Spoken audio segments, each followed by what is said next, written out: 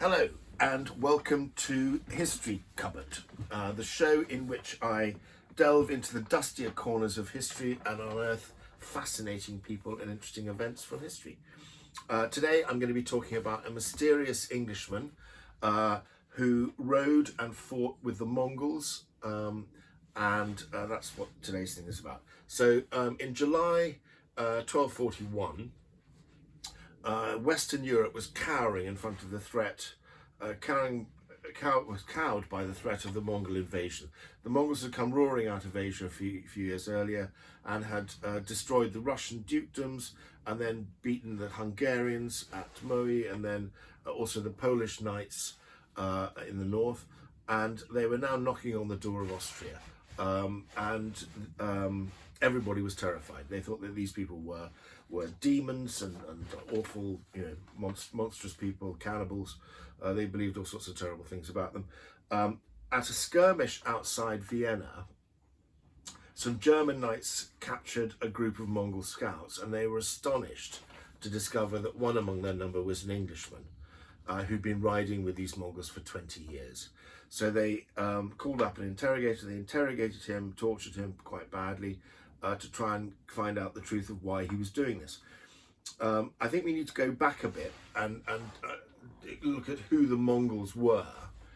And for that, we need to look at the steppe. They came from the steppe, which is a huge area of the world. Let me just pull up the right thing. You can see the light green on this map. The light green is the steppe, which stretches all the way from China, basically. That's Mongolia up there, all the way over to Hungary here.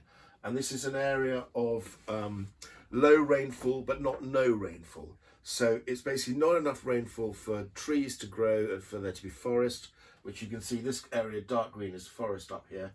And it's not dry enough either for it to be desert. So you can see the desert below it. It's this temperate area in between, which means grassland, because grass can grow pretty much anywhere.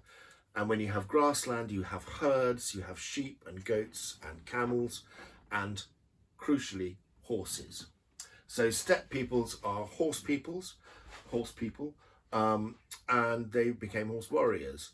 And you have all sorts of people coming out of this region and usually going west. So you've got Scythians or Scythians, I'm not quite sure how that's pronounced, who the Greeks, ancient Greeks, wrote about in the 8th century BC. You've got Huns, 5th century, who fought the Romans up here. You've got Avars in the 8th century AD, which are mentioned in some of my Fireborn books.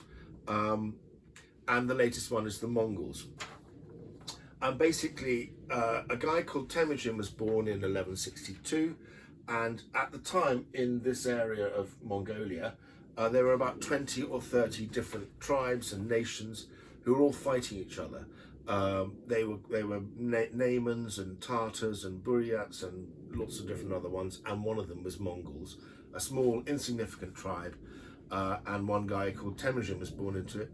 And after about I suppose nearly 30 years of struggle, he managed to unite all of the tribes, and he called them all Mongols. They all had to take an oath to him. He said, right, now you're all Mongols. And this was an incredibly, he formed an incredibly efficient army.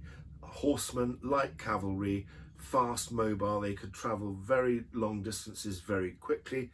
Each Mongol trooper would have maybe 10 horses. So he could jump off one horse when it got tired onto another one and do that 10 times. So they could get very, very far, very fast. This was the key to their strength. They also were quite adaptive. He invented a decimal system of ordering his armies, 10 men to an arban, and then 100 to a yagan, and then 1,000 men as sort of regiments, mingan, it's called a mingan. And it was this decimal system, was very efficient, easy to control, and they conquered China, and they conquered Persia, or the Khwarezmian Empire, so they conquered, and everything in between. Genghis Khan did all this.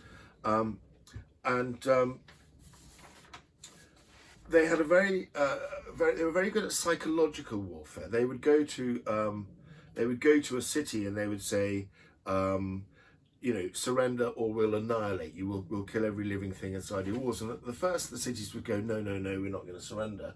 and they would then take it. So they used siege trains later, which they learned from the Chinese, and they would quite literally kill everybody inside the city. They would, men, women, children, cats, dogs, horses. They'd kill them all, and they made mountains of skulls. They killed millions, and this is very clever, something brutal, but very clever psychologically, because when they went to the next city, they would say, we're going to do the same as the last city, surrender or face annihilation.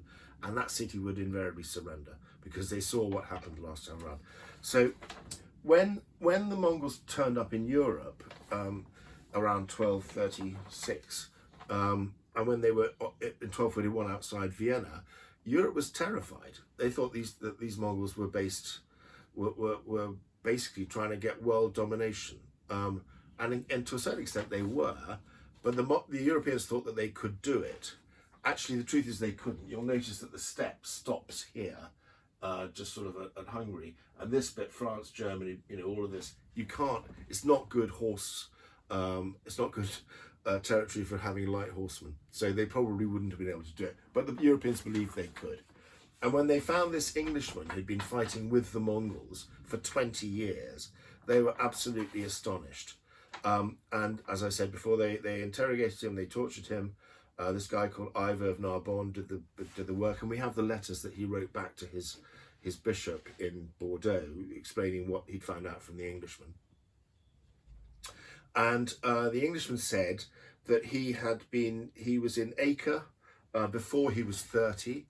And then he was expelled for gambling from Acre. He lost all his money and his clothes, and he wandered around the Middle East, penniless. He wanted to die.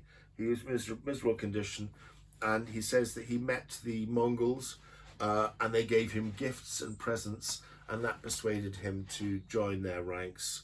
And he obviously rose very fast through the ranks, because by the time, in the year that they captured him,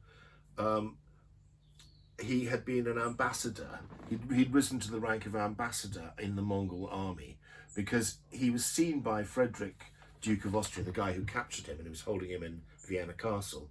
He was seen by Frederick at the court of King Bela of Hungary in Pest, which is now Budapest, twice in the spring of 1241, making the kind of threats that the Mongols were famous for: surrender or face annihilation.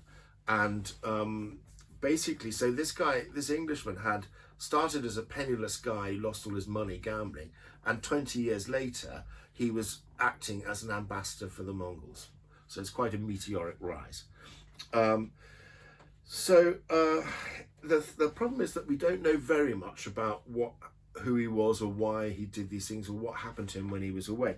But I'm not the only guy who's interested in this. There's a very interesting book by Gabriel Ronnet called The Tartar Khan's Englishman, and he does a lot of research and explores who this guy might have been. He thinks his name was Robert.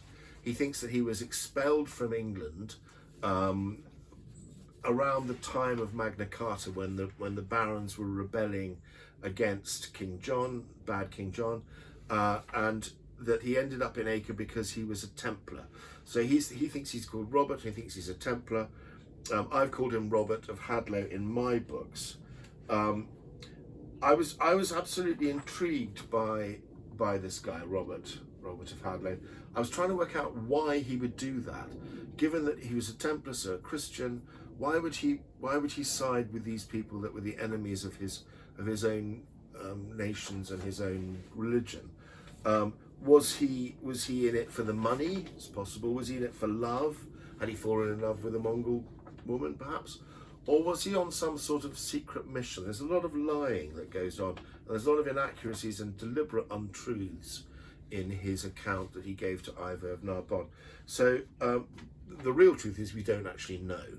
But I've explored some of these ideas in fiction. So I've given a fictional account of what I think was going on in this book, Templar Traitor, which is basically the story of the real Englishman, Robert of Hadlow, but fictionalized and with the gaps filled in by my imagination. So this is Templar Traitor by me, Angus Donald, and that's all for today. Thank you.